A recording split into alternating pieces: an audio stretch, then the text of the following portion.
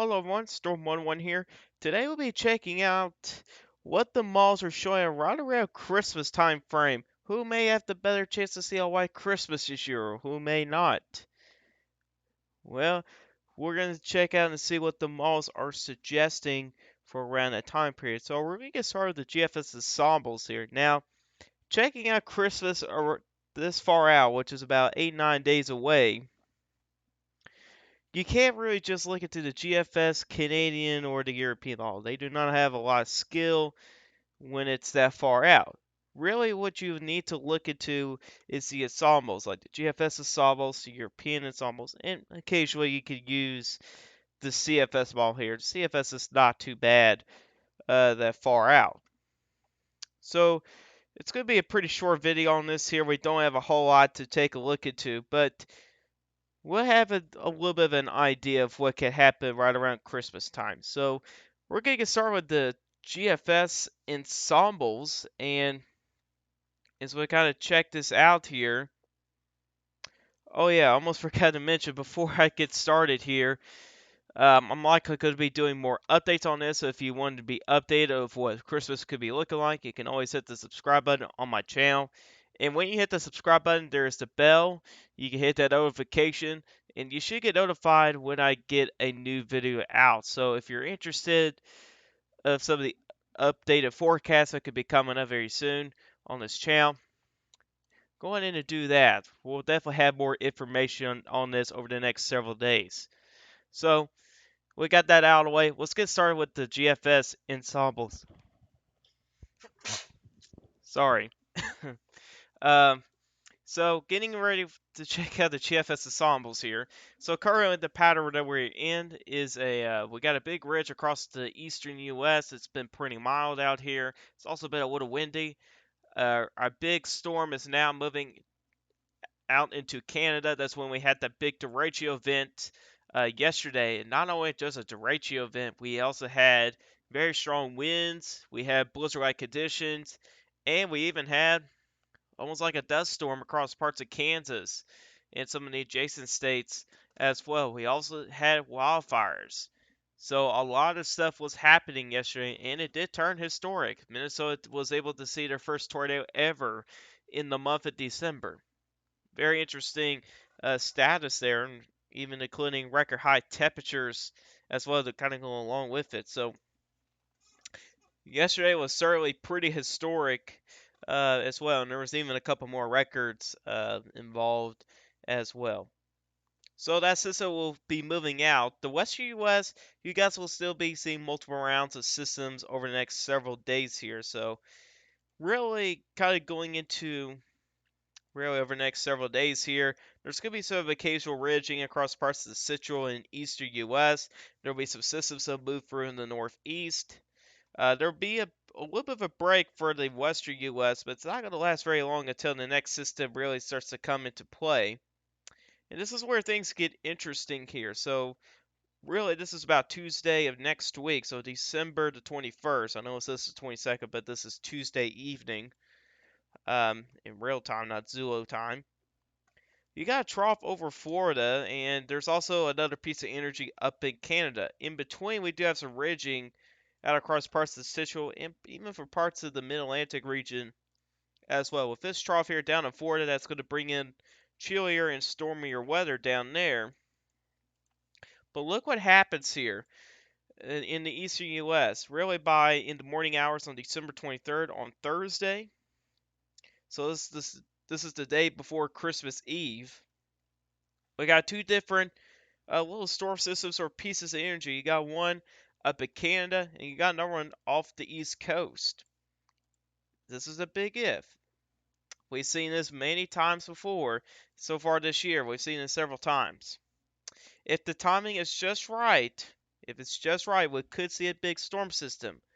But really, over several times that we've seen a setup like this, it's not been very successful of doing that. Really, it's just been just a light snow event. So I would not get too excited on this for right now since we're still far out. But now we're starting to get into Christmas Eve here. So with that system kind of moving out, eventually they're going to merge into one big storm system. We'll have to wait and see if I could bring any snow for the Northeast. So the White Christmas probabilities are questionable for the Northeast.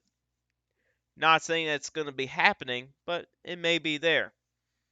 So looking into Christmas Eve here, so December the 24th, there's a couple other notable things. You got a ridge across the Severed Plains. You also got big time troughing across the Northwest.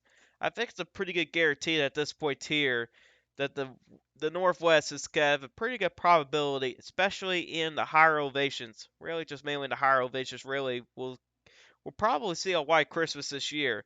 Really, you guys only got one period of drier weather, but you guys are generally going to be staying pretty stormy and wet over the next several days here. So, really, the Northwest, you guys may have a better opportunity to see a white Christmas than anywhere else, really. And then again, that's maybe in the higher elevations. We'll have to see what the lower elevation probabilities will be. But then again, we're still pretty far out. We're nearly 10 days out here. So, can't get too far out ahead of ourselves. And then here's Christmas Day here. So, this is the 25th. You still got that ridge across the Severed Plains, so really underneath that ridge, it's going to be mild, it's going to be dry. Really, the probabilities for a white Christmas in this region it will be very, very low. So really, then again, your only area that may have the better opportunity will be the Northwest. Somewhere along this trough here could be a low pressure system, so it could bring some snow on the backside. Could, anyway. Even though there's troughing in the northeast, it may be cold, but you won't see much snow. You got winds coming from the north and northwest, so all it's doing is bringing in dry air, so you can't really see snow set up there. If you want to see snow, you got to be on the east side of the trough, not on the west side of the trough. So I know it does look like there's troughing in the northeast, but really you guys are on the west side of the trough at around this time period.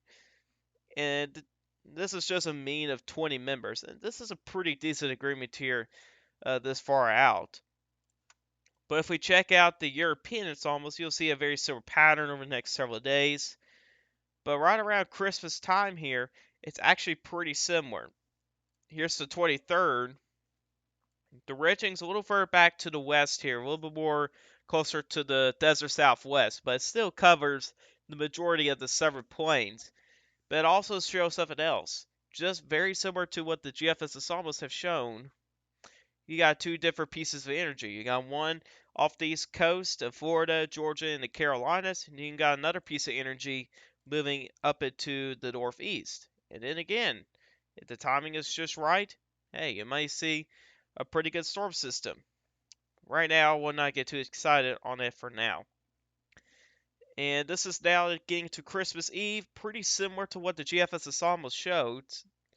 And even getting into Christmas Day, it's actually very similar to GFS ensemble. So there's actually some agreement this far out. If the malls are correct, really, generally the south and southeast will have probably below average probabilities of seeing a white Christmas. In the northwest and maybe the northeast, maybe. Well, actually, let's just put it this way: the northeast, I think your chances may be the same for this time for like Christmas, but Northwest, you guys are probably going to see above normal probabilities this year. And then again, that doesn't necessarily mean that you guys are going to see a white Christmas. For example, if I'm saying there's above normal probabilities, hey, if your probability is 50%, if I'm saying above normal probabilities, you may be talking about maybe increase maybe about 10, maybe 20%. So even though the probability may be greater, you still got that other side. There's still that chance you may not see a white Christmas. So that's usually how it kind of goes here. We're pretty unsure about the Midwest and the Great Lakes at this point, but it's pretty interesting setup of what we got going on here. But what this tells me here is that there's probably going to be a storm system somewhere in the western U.S. around this time frame that could affect travel and stuff like that. And it looks like there may be a ridge across the Severed Plains and looks like it could be colder weather for parts of the east. So, pretty interesting pattern of what we could see here. Let's check out the CFS model here. Let's actually switch over to 500 millibar height anomalies. So this is for days 1 through 7. A lot of ridging across the central and eastern U.S. Troughing going to be more focused in the northwest, and really just more up in Canada, really. But right around the holidays, so this is December 23rd to the 30th, it shows something pretty similar to what the GFS ensembles, the European ensembles are showing. You got ridge across the Southern Plains. It does expand a little further to the north and east here, getting into parts of the Tennessee Valley in the southeast. But look at those darker blues in the northwest. That's a pretty strong indication there's going to be some troughing up in those areas there. So you guys can certainly see an active pattern here up there. Now the northeast, you guys are on the west side of trough, so you guys could see cooler weather. I don't think you guys will see above normal temperatures during around Christmas time. It may be below average temperatures, but then again, it may be questionable to see a little bit earlier on if those two pieces of energy could come in together at the right time to see that white Christmas potential. Right now, obviously, we'll keep the chances the same, like it is closer to average anyway. How about precipitation anomalies here around this time period? It shows a pretty good picture here. I think this is a pretty accurate picture here. Dry across the south and even east as well. Then again, when you're on the west side trough in the northeast, all it's doing is bringing in drier air, so you guys can't see much of any precipitation with a setup like that. However, for the western U.S., check that out. There's even an area of well above normal precipitation anomalies for northern California, which is very interesting. And really, generally, most of the west here have above normal precipitation anomalies, so that can increase the probabilities of maybe seeing a white Christmas. And there's even above normal probabilities across the northern plains and upper Midwest. And that's probably going to be one of the main uncertainty areas at this point, and probably include the Northeast as well. But it seems like there's a pretty good confidence here that we're going to see a pretty active pattern for the western U.S. around the holidays here. But another way to kind of check out of what it could look like around Christmas time is the teleconnections. This is what controls your pattern a lot. So first, check it out the P&A, and there's a pretty good agreement here. We're going to stay negative. That's why it's going to stay storming in the western U.S. because it's negative P&A. And that's going to keep a lot of troughing further to the west. So that's going to increase your odds for a white Christmas, especially in the higher elevations. Of course, I don't think everybody will see a white Christmas in the western U.S., but I think a lot of people, especially in the higher elevations, could see that potential. Now the P&A side of things, if it's going to load there, we just check out the P&A. Moving on to the AO, there's a pretty large spread here. However, there is only two members going above that zero line, but the majority keep it under zero.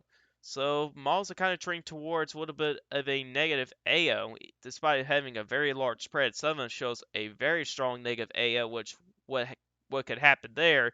That could help push a lot of colder air further to the south. So that kind of really increases your odds. Really, for a decent chunk of the U.S., you may see some cooler air around that time period with that AO turning negative.